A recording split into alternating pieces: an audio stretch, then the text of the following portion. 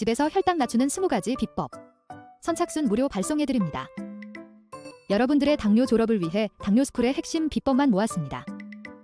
지금 신청하시면 7일간 문자로 보내드립니다. 댓글에 있는 링크나 아래 번호로 지금 바로 신청하세요.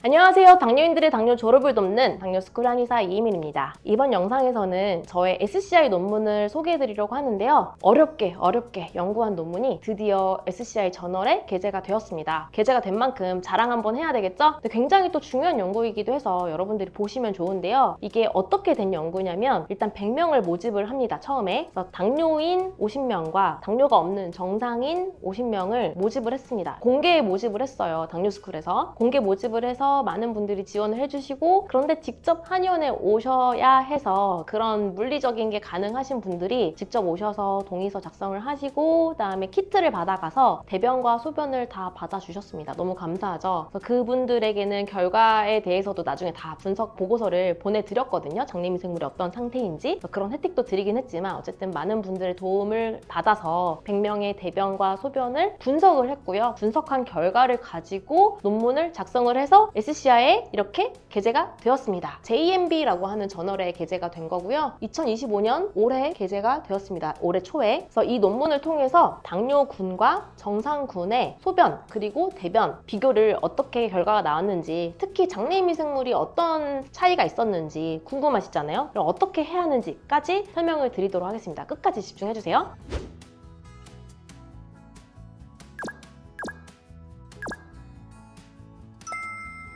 일단은 연구 방법인데요. 아까 이제 100명이라고 말씀드렸는데 6명의 데이터는 분석 과정에서 이 오류가 생기고 품질이 좋지 않아서 6명은 배제가 됐습니다. 그래서 94명이 최종적으로 분석이 됐고요. 이분들의 대변과 소변을 분석을 한 겁니다. 대변 분석할 때는 16S 리보솜 RNA 증폭자 시퀀싱을 통한 미생물군 분석, 이건 분석 방법입니다. 그리고 소변 분석을 할 때는 GC-MS를 이용한 소변 대사체약 분석을 했습니다. 이것도 소변 분석을 하는 방법입니다. 이런 분석 방법을 통해서 대변과 소변을 분석을 했다. 이런 통계적인 방법들을 활용을 했다 이고요. 그래서 결론만 보면 너무 과정이 어렵고 복잡하니까 우리는 결론이 중요하겠죠. 우선 소변이 어떻게 달랐는지를 볼게요. 당뇨병과 양의 상관관계를 보였던 게 포도당, 이노시톨, 갈락토스가 있어요. 근데 이게 무슨 말이냐면 소변에 포도당이 많을수록 당뇨병이더라. 당뇨병과 양의 상관관계라고 하는 거는 당뇨병이 있는 사람들이 이런 게 많더라 입니다. 그래서 당뇨병이 있는 사람들이 당연히 포도당이 소변으로 나오니까 요당이니까 요거는 당연히 많겠죠. 우리가 알고 있는 포도당 외에도 이노시톨이나 갈락토스가 있더라. 그래서 뒤에서 나오겠지만 우리가 이노시톨을 통해서 갈락토스를 통해서 당뇨를 미리 진단을 할 수가 있지 않냐, 이렇게 진단에도 활용할 수 있지 않냐, 이런 이야기들이 나오는 겁니다. 감소된 대사체는 당뇨가 있는 사람들이 이런 게 정상군에 비해서 부족하더라. 소변에 글리콜산, 히프레이트,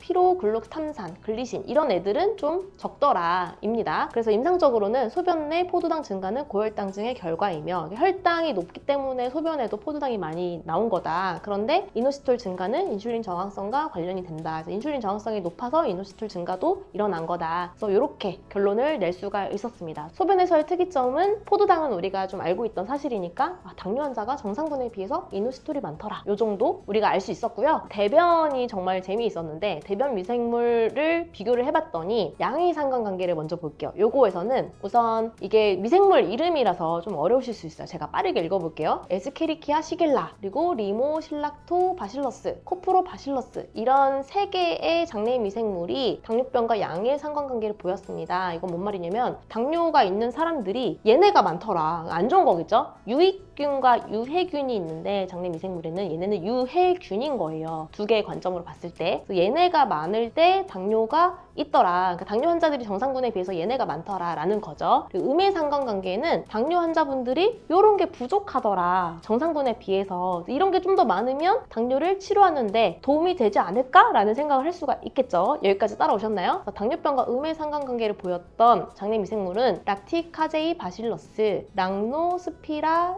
SK-UCG003, 오실로스피라. 정말 어려운 이름들이긴 한데 이런 장내 미생물이 정상군에 비해서 부족하더라. 그래서 락티카세이 바실러스를 더 많이 먹으면 유산균에 락티카세이 바실러스가 함유된 유산균 제품들이 있거든요. 얘네들을 먹으면 당뇨 환자들한테 좀 도움이 되지 않냐, 이런 거를 우리가 생각해 볼 수 있는 결과입니다. 이번 논문은 한국인을 대상으로 연구를 한 거기 때문에 외국에서 연구한 논문들에는 또 다른 결과들이 있을 수 있어요. 외국의 당뇨 환자와 정상군을 비교했더니 이런 차이가 있더라. 이런 연구랑은 우리나라 데이터랑 또 다른 거거든요. 이건 정말 우리나라 데이터를 가지고 본 거기 때문에 어떤 미생물이 더 적었고 어떤 미생물이 더 많았는지를 정리를 하면서 우리가 활용을 해볼 포인트를 찾아야겠죠. 이번 논문의 결론을 좀 짧게 설명을 드리면 우선 대변보다는 그래도 소변, 대사 산물이 조금 더 차이가 더 명확했습니다. 유의미하게 차이가 났습니다. 그래서 소변, 대사 체약이 당뇨병 진단에 아까 얘기 나왔던 이노시톨,